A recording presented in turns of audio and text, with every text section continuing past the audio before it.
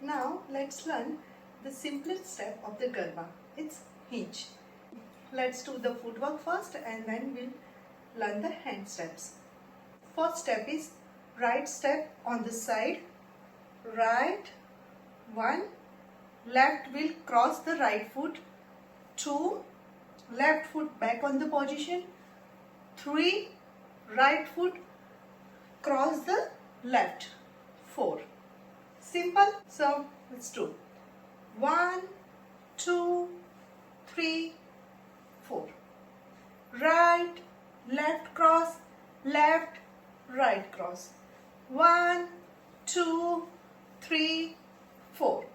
Now for the hand movement, for 1 and 3 we will clap, okay, and for 2 and 4 in the typical traditional Heench we just put our thumbs on the shoulder, okay, like making fist pointing thumb to the shoulder. So this is 2 and 4. But for the variation you can do the different steps like making the flowers of your hands or just put your hands on your waist, okay, and while doing clap we will just bend little bit, okay, so it will look nice. And while doing 2 and 4 we will bend back like this. Let's do it. 1, 2, 3, 4. 1, 2, 3, 4. 1, 2, 3, 4. Now another hand variation. 1, 2, 3, 4. 1, 2, 3, 4. And third variation is 1, 2, 3, 4. 1, 2, 3, 4.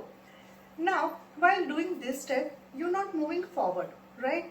So in the big circle you can do this step. So generally what we do, we just have the group of 4-5 people, we make our own circle and do this step in the circle.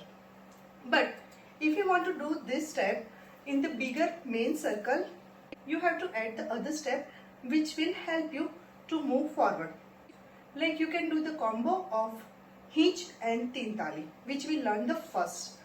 Okay, so it would be like 1, 2, 3, 4.